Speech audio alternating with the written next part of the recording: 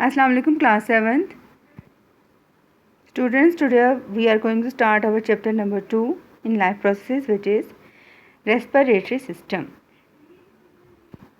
Look at this. In this chapter we will study about respiration, types of respiration, respiration in human, disorders of the respiratory tract.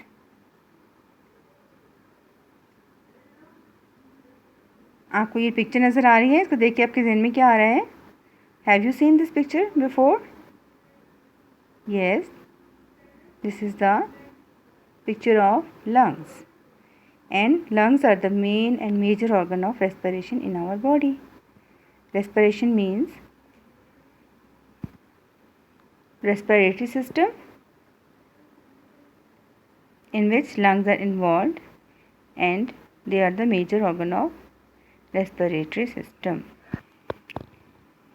अच्छा जी, इसका introduction देख लेते हैं.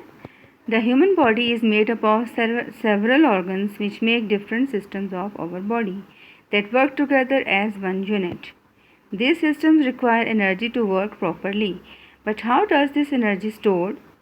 Your body needs a constant supply of energy like any machine. As you sit reading this book, you probably don't even think that you need energy.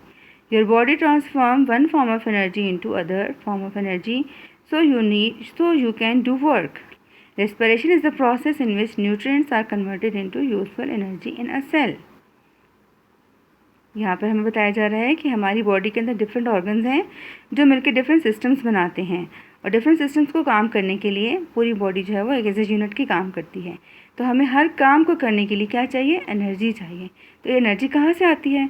अब हम यहाँ बैठे book पढ़ रहे हैं तो समझ रहे हैं कि हमें एनर्जी नहीं चाहिए, हालांकि ये काम भी हम एनर्जी के बगैर नहीं कर सकते. ठीक हो गया? तो हमारे जिस्म के अंदर हर वक्त एनर्जी किसी न किसी फॉर्म में इस्तेमाल हो रही है. तो एक प्रोसेस जो इस एनर्जी को हमारे लिए क्या करता है, कॉन्टीन्यूसली प्रोवाइड करता रहता है, वो प्रोसेस है रेस्पिरेशन का. ठीक है? डिफरेंट एनर्जी को डिफरेंट फॉर्म में कन्वर्ट करके हमें डिफरेंट हमारी बॉडी फंक्शंस में मदद देता है, वो है रेस्पिरेटरी सिस्टम. तो डेफिनेशन देखते हैं रेस्पिरेटरी सिस्टम की क्या होगी. Respiration is the process of releasing energy by the use of food and oxygen. हम लोग सांस लेने के अमल को क्या कहते हैं? ऑक्सीजन अंदर लेके जाना, कार्बन डाइऑक्साइड बाहर लेकर आना. हालांकि वो सिस्टम वो रेस्पिरेशन नहीं कहलाता, वो होता है breathing in and breathing out. उसको हम सांस लेने का अमल कहते हैं. रेस्पिरेशन जो है वो is a different thing. Respiration is a process of releasing energy by the use of food and oxygen. जो खुराक हम खाते हैं, जब हम सांस लेते हैं तो सांस के साथ ऑक्सीजन जो अंदर जाती है उसके साथ वो खुराक और ऑक्सीजन मिलके क्या करते हैं? जी हाँ, फूड मॉलिक्यूल जो है वो ब्रेक डाउन हो जाते हैं. उसके नतीजे में carbon dioxide, water vapours and energy जो है रिलीज़ होती है. इसलिए हम जो है वो आराम से अपनी एनर्जी यूज़ करके डिफरेंट काम कर सकते हैं. इस प्रोसेस को हम कहते हैं respiration. A process of releasing energy by the use of food and oxygen is called respiration. तो आपने इसकी डेफिनेशन अच्छे से याद करनी है और इसको समझने की कोशिश करनी है कि respiration is the process of releasing energy by the use of food and oxygen. Carbon dioxide, water vapours and energy releases as a result of respiration. जो हमारी सांस के साथ कार्बन डाइऑक्साइड बाहर निकलती है जब हम उसको ब्रीथ आउट करते हैं, उसके साथ कुछ वेपर्स और एनर्जी जो रिलीज़ होती है हमारे साथ फूड की डिस्ट्रक्शन के साथ. तो फिर उस एनर्जी को इस्तेमाल करके हम डिफरेंट वर्क कर सकते हैं. ठीक हो गया? अब ये बुक हम पढ़ रहे हैं, ये भी इसके लिए भी हम एनर्जी चाहिए जो कि हमें कहाँ से मिल रही है? जी हाँ, रेस्पिरेशन से मिल रही है. ठीक हो गया? ये प्रोसेस स्टार्ट कैसे होता है और ये कहाँ कौन कौन से ऑर्गन इसमें इन्वॉल्व होते हैं उनके बारे में हम थोड़ा सा डिटेल में पढ़ेंगे. जी, तो इस बुक का SLO नंबर 1 है अबाउट, इस चैप्टर का 2.1 अबाउट रेस्पिरेशन. सांस लेने के अमल के बारे में हम डिटेल में पढ़ेंगे. उसके लिए हमें हर एक चीज़ का पता होना चाहिए. Our body needs continuous supply of energy from digested food. और ये फूड जो है हम इस्तेमाल करते हैं उसी से हमें एनर्जी मिलती है with the help of process which is called respiration. This is impossible without the vital role of gas, oxygen gas, which helps in releasing energy from food. Getting oxygen into the body and releasing energy, carbon dioxide and water vapors are the main task of respiratory system.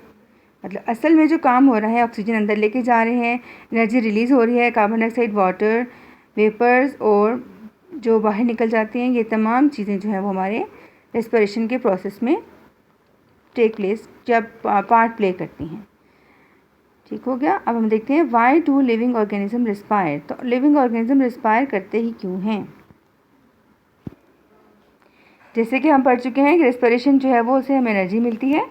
तो energy को हम use करने के लिए पहले हम खुराक खाते हैं, फिर वो ऑक्सीजन के साथ हमारे पास एनर्जी आती है, जिससे हम सांस लेके अपने आप को एनर्जी प्रोवाइड कराते हैं। डिफरेंट बॉडी ऑर्गन्स को एनर्जी मिलती है और हम डिफरेंट काम कर सकते हैं। Living organism need energy to move, excrete, grow, reproduce and maintain them.